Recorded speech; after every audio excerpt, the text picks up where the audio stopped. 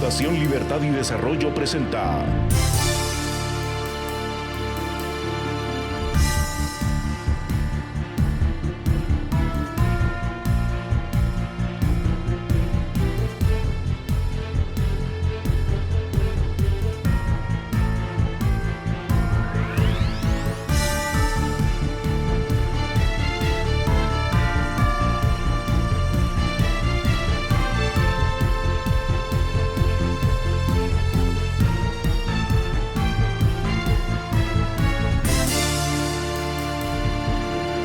Razón de Estado con Dionisio Gutiérrez.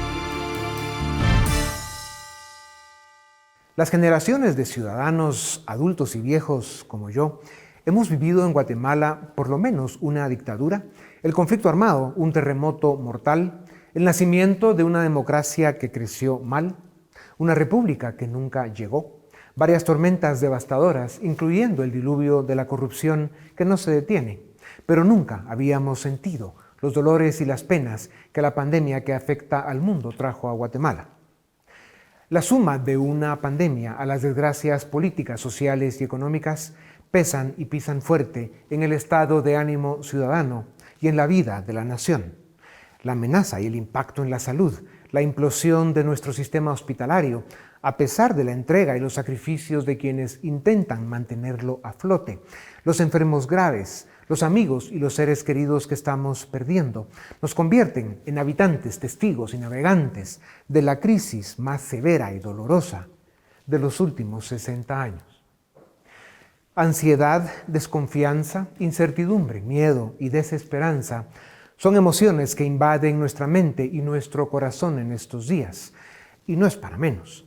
Todo lo que pensamos que era estable y permanente, instituciones, personas, ideas, modelos de negocio, formas de trabajar, la vida diaria, la vida misma, resultaron ser frágiles e inestables.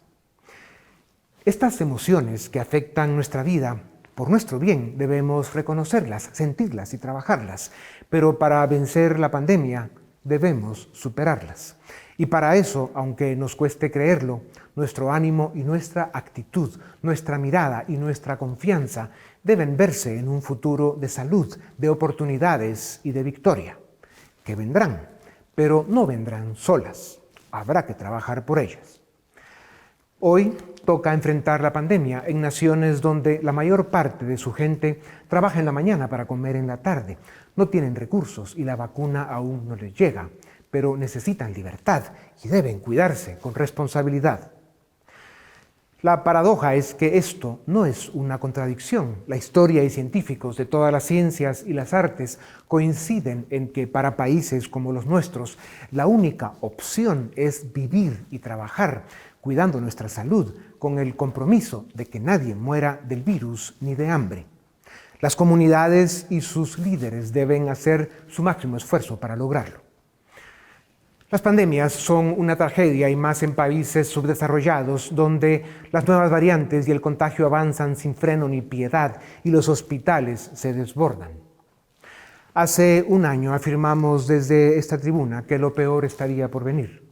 Parece que el momento llegó y no es fácil de aceptar, pero eso es la realidad de las pandemias. Cuando en el futuro se escriba la historia de esta crisis, las naciones que la contarán con menos penas y menos dolores serán aquellas en las que privaron la libertad con responsabilidad y donde se hicieron presentes la confianza, el respeto y la solidaridad entre hermanos. La lección más grande de esta historia se llamará humildad. La madre naturaleza está ganando una batalla más a casi 8 billones de seres humanos. Nada nuevo, pues en 4.500 millones de años las ha ganado todas. Lo que sí está en nuestras manos es enfrentar esta crisis con dignidad y aprender la lección de humildad.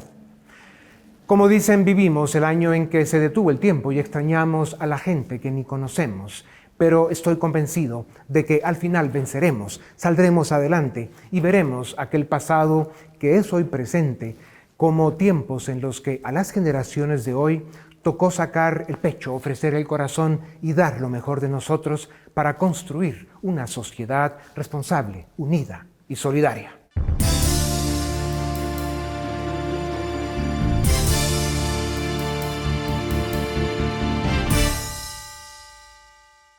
A 18 meses de que se identificara el primer contagio oficial de COVID en nuestro país, la pandemia está lejos de llegar a su fin. Durante el último año y medio, los seres humanos hemos aprendido a vivir con el virus. Hemos implementado el uso de la mascarilla y el distanciamiento físico. A medida que llegó la vacunación, especialmente en naciones ricas donde el ritmo de suministro de la vacuna es alto, se fueron liberando restricciones. Sin embargo, apareció la variante Delta y las cosas se han vuelto a poner complicadas. Las principales agencias de sanidad de los países más desarrollados del mundo han recomendado nuevamente tomar medidas drásticas de distanciamiento pese a los altos niveles de vacunación. En Guatemala, desde comienzos de agosto se hizo oficial la presencia de la variante Delta en nuestro país, y eso explica por qué a partir de julio la tasa de contagios haya alcanzado niveles no vistos durante toda la pandemia. Durante la segunda parte de agosto, el promedio de contagios ha sido de 3.555 casos diarios y 50 muertes confirmadas por día. Números aterradores.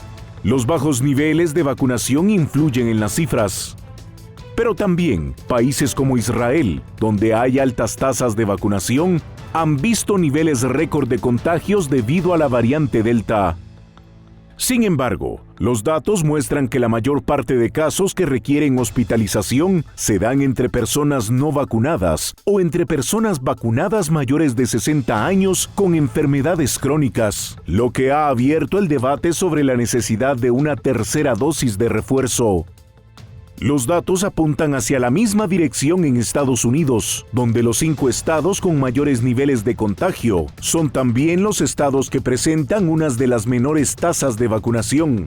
Es el caso de Luisiana, Mississippi y Florida. La variante Delta ha venido a cambiar el cálculo de riesgo durante la pandemia. Por esa razón, los países con altos niveles de vacunación han reintroducido la obligación del uso de mascarilla en interiores. Las vacunas siguen siendo tremendamente exitosas en prevenir contagios y aún más exitosas en prevenir hospitalizaciones y muertes por COVID. Pero aún las vacunas no son accesibles para todos y los niños menores de 12 años aún no son elegibles para la vacunación. Por eso, la mejor fórmula para prevenir contagios sigue siendo mascarilla, distancia y libertad. Y en paralelo, la vacunación es central para reforzar nuestra protección y permitirnos una exitosa vuelta a la normalidad.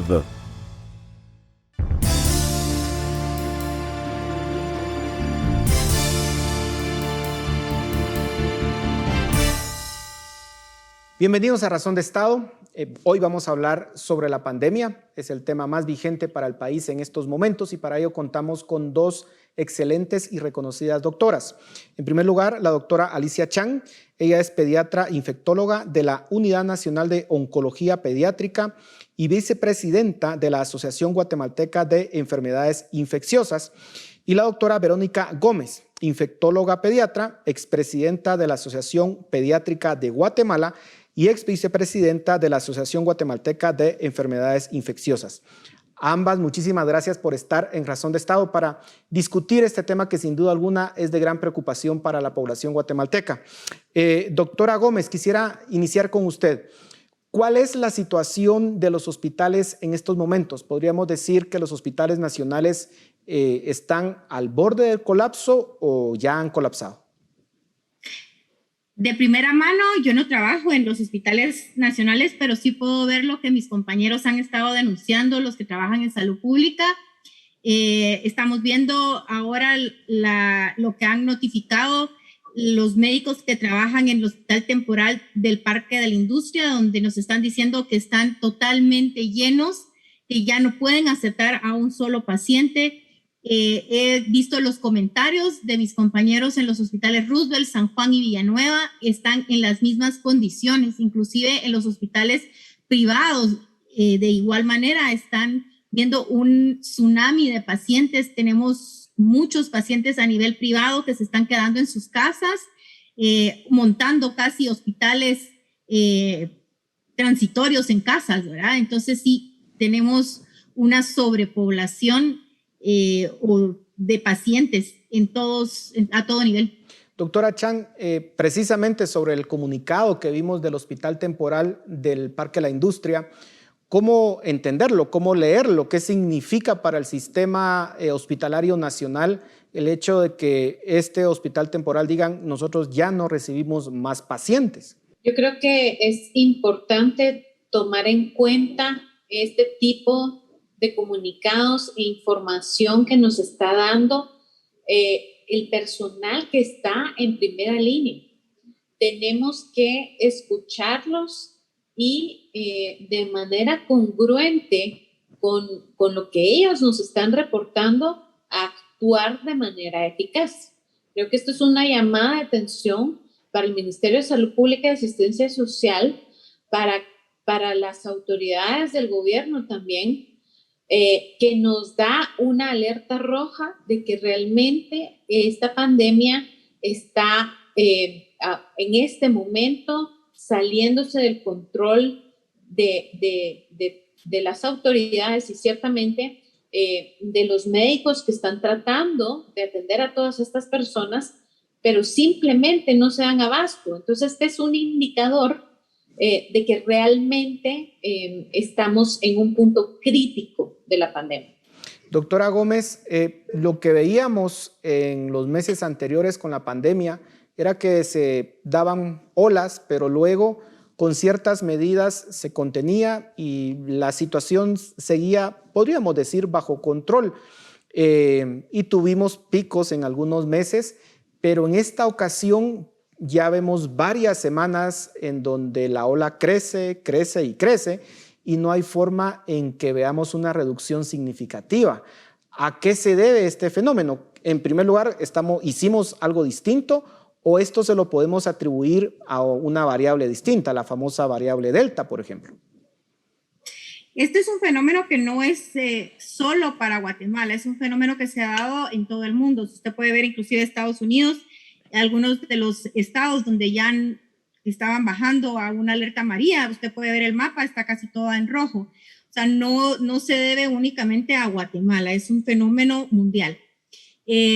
Son muchas las causas, es multicausal, ¿verdad? En una de ellas, usted la ha mencionado, las variables nuevas que tenemos sí son más agresivas.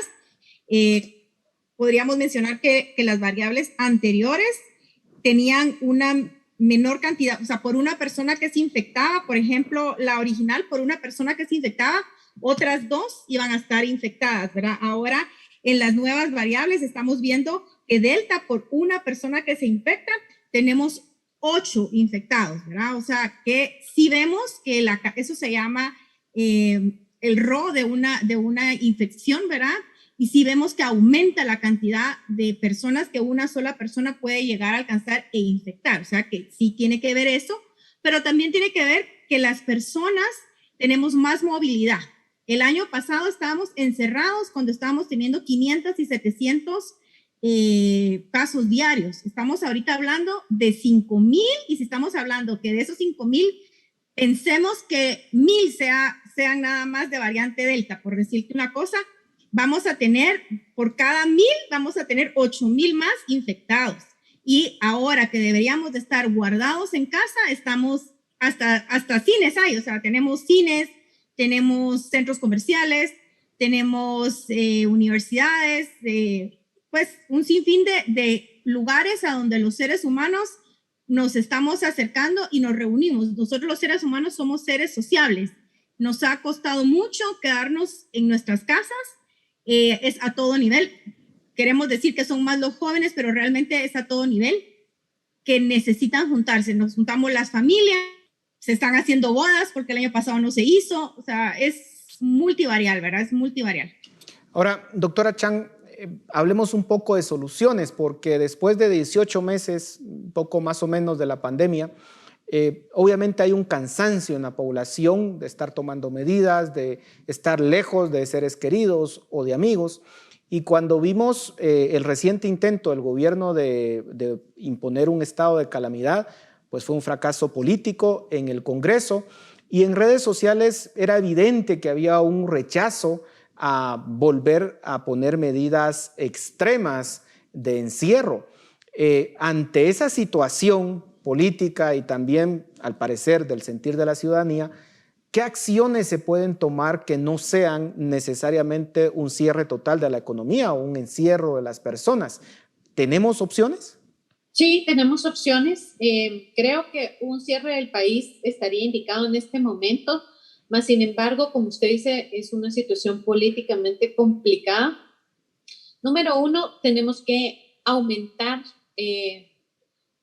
sustancialmente el número de vacunas que se están poniendo por día. Nosotros en este momento sabemos que contamos con stock de vacunas para estar vacunando muchas más personas de las que se están vacunando al momento. Tenemos que poner a la disposición de la población cerca de ellos de una manera muy fácil esas vacunas para que las personas logren vacunarse. Ya como ustedes han oído, realmente es muy difícil para las personas conducirse de manera apropiada con las medidas primarias que están recomendadas para prevenir la transmisión de COVID-19. Entonces, les tenemos que poner una capa más de protección y esa protección es la vacunación. Entonces, vacunación tiene que estar absolutamente, primordialmente, digamos, en los planes del gobierno y ejecutarse de manera pronta. De otra forma, el destino que nos espera es bastante sombrío. Lo otro podría ser, por lo menos, extender los toques de queda un poco más de tiempo para evitar que hayan bares y restaurantes abiertos en la noche, que es donde regularmente las personas se juntan en grandes números y se quitan la mascarilla porque están consumiendo bebidas alcohólicas que les hace olvidar que tienen que tomar este tipo de precauciones, ¿no? Los fines de semana creo que sin tener mucho impacto en la economía, ciertamente algún impacto, pero al menos los fines de semana debiéramos estar resguardados en casa. Ahora, doctora Gámez, insisto en el tema político, pareciera que no son medidas populares en la población. Vemos el rechazo en las redes sociales ante ese tipo de propuestas. ¿Cuál es la opción? Insisto en la pregunta, ¿necesariamente es encerrarnos o hay alguna otra opción? Por ejemplo, la doctora Chang mencionaba el tema de los restaurantes, pero hay que decir también que muchas familias en las propias casas también se juntan incluso cuando hay toques de queda. Es decir, pareciera que hay una actitud también de querer reunirnos, ¿o no? La verdad es que lo ideal, en otros países han habido segundos cierres, porque en este momento, si queremos parar la epidemia ahora, la transmisión ahora es evitar que las personas se tengan contacto entre una y otra sin mascarillas, ¿verdad? Y eso solo lo podemos hacer nosotros. Nosotros tenemos que entender que el virus, la única forma que pasa de una persona a otra es por contacto, o sea, por contacto social. Si nosotros no tenemos las medidas que el gobierno le es difícil poner porque tiene mucha presión de la parte política, económica, y comprendemos que hay personas que el año pasado estuvieron, o líneas económicas que estuvieron muy dañadas, como fue el turismo, los restaurantes, pero la única forma que podemos parar este tsunami de casos es disminuyendo nosotros, tomar la conciencia de que no me voy a juntar con mi familia, no voy a hacer reuniones sociales, no voy a salir el fin de semana a comprar al centro comercial porque estoy aburrida, no voy a dejar a mis hijos adolescentes a que se vayan a una fiesta en la casa de alguien. Tenemos que tomar conciencia que la única forma en que el virus se va a seguir infectando a más personas o reproduciendo a más personas es porque está teniendo contacto de una persona con otra. Entonces, en este momento, aparte de lo que Alicia nos hablaba, de todas las medidas de vacunación, y de hecho insto a las personas a que se vacunen, porque sabemos que hay lugares donde no ha llegado la vacuna, pero también hay lugares donde tenemos la vacuna y hay mucha gente que no se quiere vacunar. Y tengo que decirle, tristemente hay médicos que no se han vacunado aún. Entonces, si empezamos por ahí, ¿cómo pretendemos que el resto de la población se quiera vacunar? Necesitamos que la gente crea la vacuna y que se vacune también. Doctora Chan, profundizando en el tema de la vacunación, ya usted decía que tiene que mejorarse muchísimo, tiene que llegar a los lugares, sobre todo en las áreas rurales, porque pareciera que por el momento ha estado concentrada en las áreas urbanas. Pero, ¿cómo convencer a la población? Primero, para que tome las medidas por sí mismas también, porque hay una capacidad limitada de monitoreo de que las personas cumplan con las medidas. Pero también, insistiendo en el tema de la doctora Gómez, el problema es que mucha población no se quiere vacunar.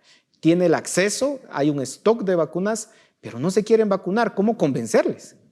Yo creo que la manera más sencilla de convencer a las personas para vacunarse es que a través de esa vacuna nosotros estamos absolutamente certeros de que podemos prevenir que esta persona vaya a dar a un hospital, vaya a dar a un intensivo, es decir, si disminuye significativamente los chances de que esta persona se enferme gravemente.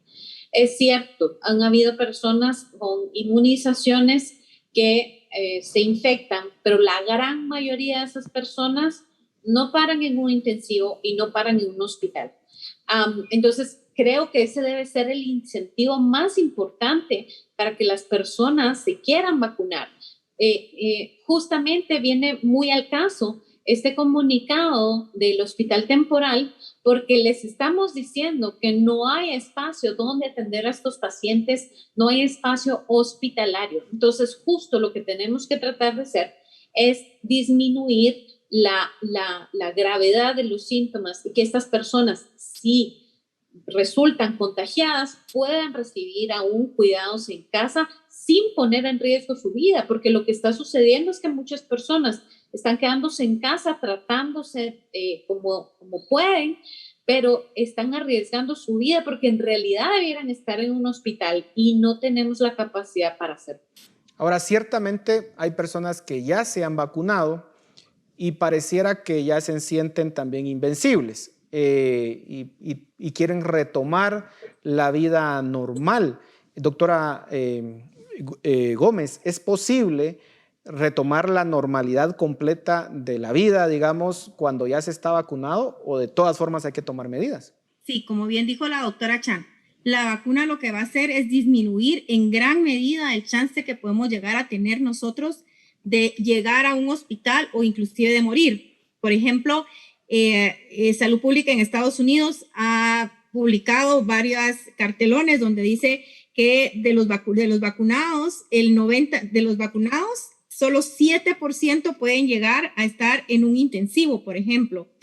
Y sin embargo, el 90% de las personas que están hospitalizadas son personas no vacunadas. Entonces, vamos viendo el pequeño chance que va teniendo la persona que se vacuna de no llegar al hospital, pero no quiere decir que se anula. Entonces, nosotros tenemos que seguir teniendo todo lo que hemos estado hablando, distanciamiento social. Nosotros los médicos igual estamos vacunados, pero cuando vamos a entrar a un área COVID, nos ponemos todo el equipo igual. Nos ponemos nuestra careta, esos equipos que ustedes ven como de astronautas, doble mascarilla. Yo en el hospital cuando voy manejo doble mascarilla, todo el equipo. Si nosotros lo estamos haciendo, ustedes lo tienen que hacer también al público que nos está viendo. El que esté vacunado no es un sello, o como yo le decía a alguien, no es que se esté poniendo ese escudo invisible de la Mujer Maravilla, que ya no me voy a infectar, pero sí le va a disminuir grandísimamente sus posibilidades de morir. Usted no sabe quién es el que va a ir a un hospital o quién no, aquel que está vacunado, pero usted sí se puede seguir protegiendo de no infectarse y no ponerse a riesgo. Otra cosa muy importante es que estamos hablando que la protección máxima de la vacuna se va a lograr entre la tercera y la cuarta semana después de haberse puesto 2 dosis. Con una sola dosis, usted no está totalmente protegido. Es más, es muy probable que se pueda infectar si se pone en situaciones de riesgo. Y tenemos en los hospitales, tanto, y como le digo, no de primera mano, porque yo no trabajo ahí, pero sí de mis compañeros, que hay personas con una sola dosis que están en los hospitales, y es porque se toman este riesgo y, como usted bien lo dijo, se creen invencibles. Así que a la población yo la insto a que por favor se vacune. La vacuna funciona y va a funcionar para que usted tenga muchísimo menos chances de morir y muchísimo menos chances de terminar en un hospital con oxígeno, ¿verdad? Entonces, por favor. Doctora Chan, ya nos queda un minuto solamente, pero muchos pensamos que esta pandemia iba a durar meses, iba a ser una cuestión de muy corto periodo de duración. Sin embargo, ya llevamos año y medio. Pareciera que estamos aquí ante una maratón de la cual tenemos que respirar nuevamente y seguir tomando medidas. ¿Cuál es el mensaje para la población en este momento? Ustedes como médicos, ¿cuál es el sentimiento que tienen ustedes pues dando la batalla en primera línea? ¿Cuál es ese mensaje para la población para terminar? En efecto, mi mensaje es que justo esto es una maratón. Este virus vino para quedarse con nosotros y tenemos que aprender a librar esta batalla con las herramientas que ya tenemos. Vamos a tener más herramientas más adelante que van a ser más eficaces seguramente, pero para poder llegar a ese siguiente paso en la escalera tenemos que permanecer aquí. Y para poder permanecer acá tenemos que vacunarnos, usar mascarilla, distanciamiento social y lavar nuestras manos. Se los queremos pedir a cada uno de ustedes que se cuide, porque las medidas que está tomando el gobierno no son congruentes con el nivel de emergencia que tenemos y nos deben creer que estamos tratando de transmitirles a ustedes información fidedigna y basada en evidencia. Entonces sabemos que ahorita lo mejor es cuidarse. Gracias. Bueno, y con ese mensaje terminamos. A ambas, muchísimas gracias por su tiempo. Sabemos que están muy ocupadas salvando vidas, así que les reiteramos el agradecimiento y seguimos en Razón de Estado.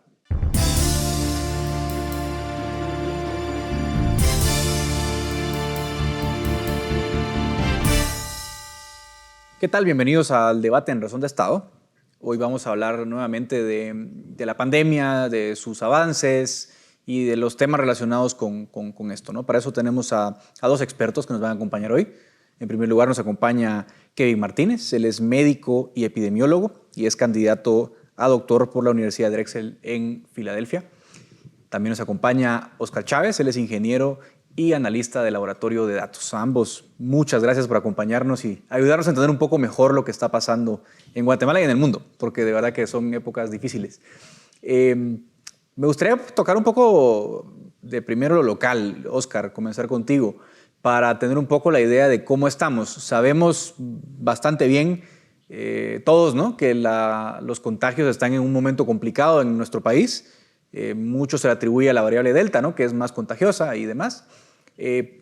Se habla de otra ola, ¿no? Pero hay que decir que esta ola es bastante peor en términos de contagios que lo visto en las anteriores en nuestro país. ¿Qué nos puedes contar, Oscar? Sí, gracias, Edgar. Gracias por la invitación. Efectivamente, ahorita se habla de la cuarta ola. Realmente nosotros decimos que es casi que la tercera ola, porque el aumento de casos que estamos teniendo ahorita realmente empezó y lo empezamos a ver desde abril, principios de junio, ¿verdad? Después de Semana Santa, hubo una pequeña caída en los casos, pero nosotros atribuimos más que todo eso a una caída en el testeo, ¿verdad?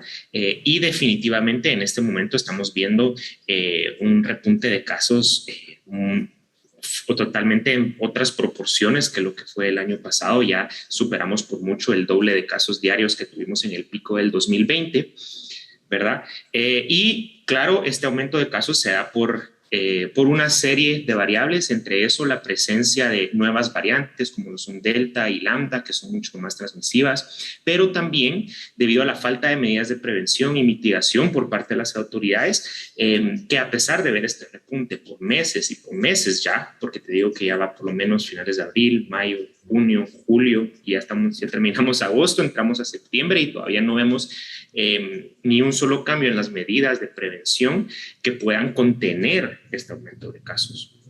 Entonces, al día de hoy estamos viendo por ahí, por una razón de 20,000 casos por semana, 250 fallecidos o más por semana, con una positividad de 35%, que estos son, o sea, sin lugar a duda, son unos datos totalmente alarmantes. En términos, perdón, en términos de muertes, Oscar, digamos, agosto fue un mes muy anormal comparado con otros. Mira, lo que sucede es que en sí la cantidad de fallecidos que estamos teniendo en este momento es, digamos que en el dato diario es menor que lo que fue el pico de junio y julio, y esto se puede atribuir también a varias razones, entre ellas, pues que ya en esa época el virus definitivamente nos tomó por sorpresa, era un virus nuevo, desconocido. Ahorita ya tenemos más de 18 meses de experiencia, ya sabemos cómo tratar, en teoría ya tenemos los hospitales necesarios, más preparados. Claro que la situación en los hospitales, ahorita la crisis hospitalaria es terrible, ¿verdad? Pero en aquella época sí nos agarró totalmente en cero, ¿verdad? Sin embargo, a pesar de eso, ahorita sí estamos viendo un aumento progresivo, poco a poco van aumentando los casos fallecidos, y es que también hay un problema ahí en el rezado de los datos, que una persona muere hoy, pero puede que se tarde 1, 2 o 3 semanas en presentar el registro ya en el tablero, pero sí estamos viendo cómo van aumentando los casos. Al día de hoy pues estamos viendo algo entre 30 a 35 fallecidos por día por fecha de ocurrencia, ¿verdad? También nosotros monitoreamos la base de datos del RENAP, lo que es el exceso de mortalidad, y al día de hoy, hasta el mes pasado nosotros ya identificamos alrededor de entre 29,000 y 30,000 muertes en exceso, de las cuales entre 15 y 16,000 eran directamente atribuidas a COVID, ¿verdad? Y bueno, había otra gran parte que se pueden relacionar a la pandemia, no necesariamente a COVID. Claro, Kevin, ahora digamos entendiendo lo que estamos viendo ahora mismo, The Atlantic decía que la cepa original tenía un R0 entre 3 y 4, me parece, o sea que cada persona contagiada podía contagiar a otras 3 o 4, y decían que la variable Delta podía ser el R0 de 5 a 9. Son datos obviamente todavía en desarrollo, pero eso quiere decir que una persona con Delta puede contagiar hasta 9 personas. ¿Es Delta de alguna forma la explicación a este, digamos, aumento tan drástico de contagios? ¿Cómo lo ves tú? Mira, la variante Delta, bueno, primero que nada, muchas gracias por la invitación. En este caso, la variante Delta sí es más infecciosa, pero también no podemos, este número del R0 es cuántas personas en promedio se contagian de un caso en particular, pero ese caso no es de que uno ande contagiando por ahí a la gente, sino que si yo tengo contacto con más personas, yo puedo contagiar a más, y aún así, si yo tengo Delta, si yo no tengo contagio con nadie, pues yo no voy a contagiar a nadie.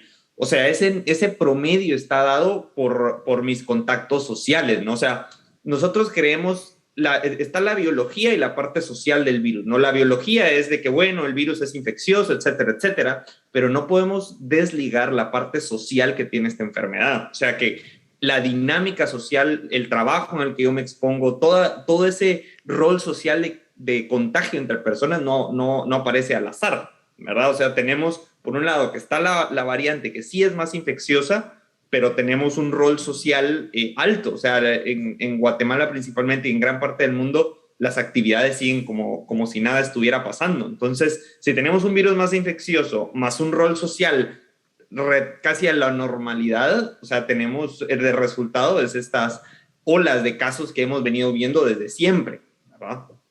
Y eso va de la mano con lo que decía Oscar, de que no hemos tenido medidas ni de mitigación ni de control de la pandemia, que no es solo porque muchos dicen no, que quieren cerrar el país, etcétera, etcétera. El tema no es cerrar el país, sino que es detectar los casos de manera adecuada y aislar esas personas que están infectadas para que los que no están infectados puedan seguir con sus actividades.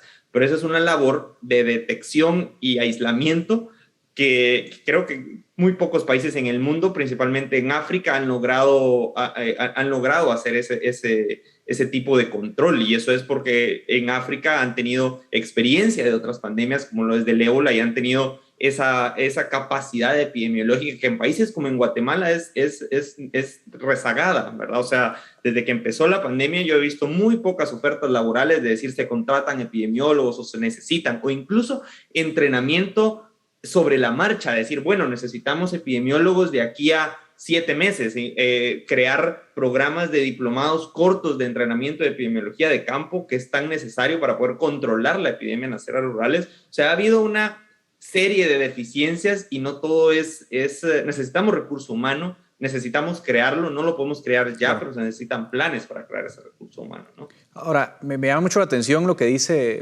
Kevin, Oscar, porque de alguna forma, cuando se dicen, ¿no?, necesitamos más medidas, ciertamente yo soy también de los escépticos, o de los críticos, cuando dicen cierres, porque el costo es alto, ¿no? Pero es verdad que no solo son cierres, y esto que está planteando Kevin significa que se pudo haber construido capacidad en estos 18 meses, quizás para tomar medidas menos invasivas como los cierres, pero más efectivas en aislamiento. Digamos, ¿qué medidas podrían tomarse en el corto plazo, en tu opinión, Oscar, para, digamos, de alguna forma bajar la curva de contagios? Mira, definitivamente la fuente del problema es esa que estás mencionando, 18 meses y se ha hecho, pero más que lo mínimo. Y creo yo que esto responde a esta, como esta idea que existe de parte de las autoridades de que los guatemaltecos son aguantadores y vamos a salir adelante con lo que tenemos, y no funciona así. Yo te digo, por ejemplo, el departamento de Guatemala, los hospitales del departamento de Guatemala, en promedio, desde enero están arriba del 100% de ocupación.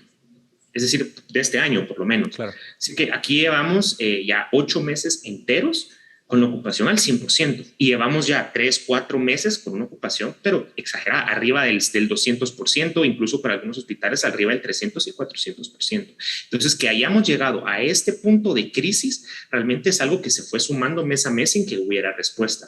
Entonces, ahorita, ¿qué se necesita? Nosotros, pues, si lo resumimos en 3 áreas, primero, fortalecer la capacidad de respuesta de la red de servicios de salud. ¿Para qué?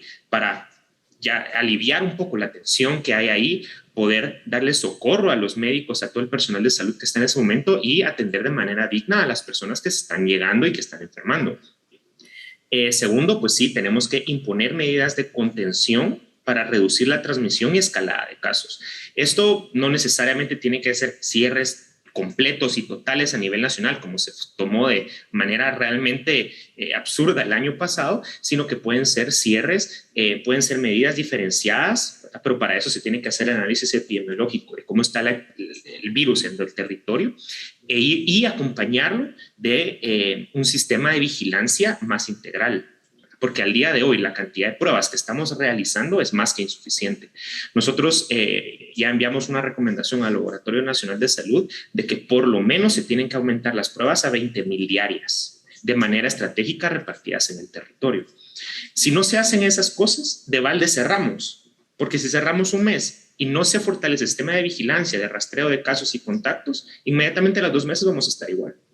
Y tercero, claro, ya lo sabemos todas, acelerar la vacunación. Pero hay que entender que la vacunación no es la panacea y no nos va a sacar en 1 mes o 2 de esta situación. Ese punto lo quiero preguntártelo a ti, Kevin, desde la medicina.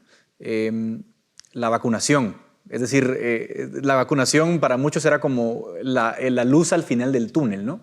Obviamente Guatemala estamos lejos de los niveles de vacunación de los países ricos, pero igual los países ricos con la vacunación aún están volviendo a decretar uso de mascarilla obligatorio en interiores, etcétera.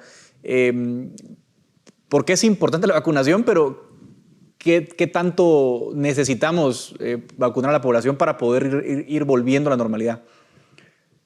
Mira, yo aquí regreso a mi punto anterior de biología y social, ¿verdad? Porque por un lado tenemos el punto biológico de cómo funciona una vacuna. La vacuna lo que hace es que nos muestra cómo defendernos ante la aparición del virus. Por eso yo me puedo contagiar del virus y lo que hace la vacuna es que mis anticuerpos van a estar lo suficientemente preparados para pelear y vencer ese virus, ¿no?